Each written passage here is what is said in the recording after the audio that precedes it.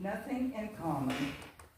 I met Louisa several years ago when she visited Hub City Toastmasters Club. We are always excited to get a new member.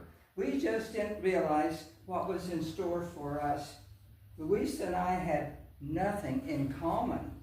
We still have nothing in common. You will see Louisa on the expressway driving like a bat out of, while Phyllis is driving down good old business 83. I just don't know where this delightful Mexican gal was when God passed out the desire for jalapeno peppers, margaritas, and chartering Toastmasters clubs.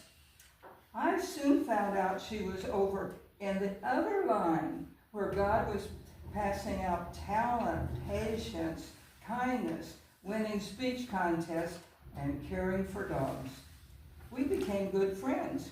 I knew her passion for Toastmasters was winning speech contests for Toastmasters. My passion was presenting public speaking workshops, Toastmasters for kids, and chartering new clubs. And I got her involved with those. She still had plenty of time to win speech contests. My husband Slim adored Louisa. When she came to visit, Slim always had a joke for her. When he passed in September 2017, Louisa was with me at his bedside. I flew to Iowa for his services. The next week, Louisa drove to Iowa to attend and speak at his service. My grandsons were happy to meet Louisa and wanted to be her Facebook friends. Well, who doesn't? As she was leaving Iowa, she asked if I would like her to take something in her car.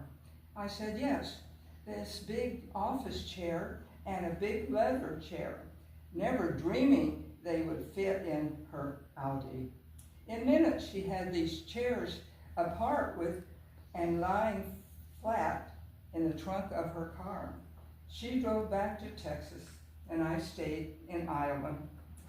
I decided to sell my place in Iowa, and I had to get rid of all the furniture and everything in the house and the garage. Our grandsons took what they wanted.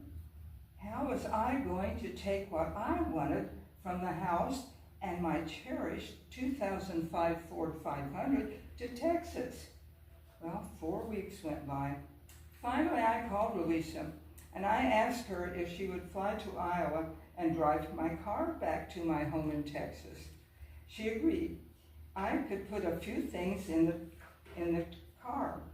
I packed the car, remembering not to pack the trunk too full in case of a tire trouble.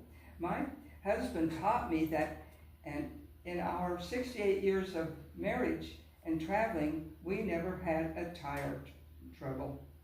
When Louisa arrived back in Iowa, I told her she could have whatever she wanted that was left in the house and in the garage.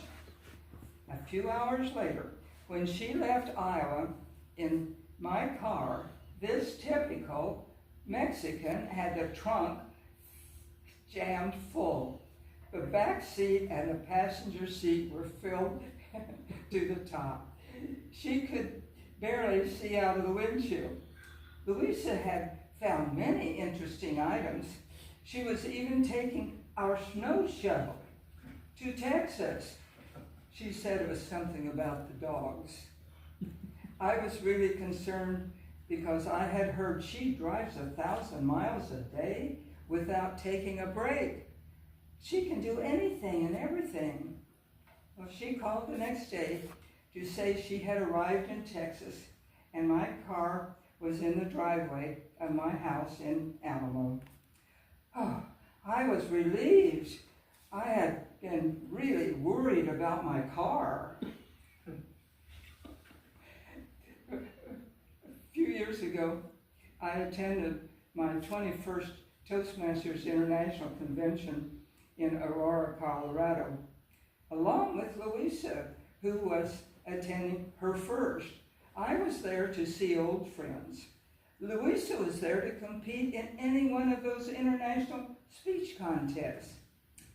Our Nothing in Common showed up in our room at the TV. I wanted to watch the mystery where you found out who did it. And Louisa wanted to watch the one where you never find out who did it. Louisa had always said, Phyllis, we don't live very far from each other. You can call me anytime you need help. Well, last week, Thursday evening, I was having a problem with my phone. People couldn't call in, just text me. It was only 10 in the evening, so I called Louisa for help. By the time she arrived, I had already fixed the problem. Louisa and I sat outside and visited until midnight, enjoying the temperature and watching the moon go under the clouds. Louisa, we do have something in common. We both enjoy visiting in the dark.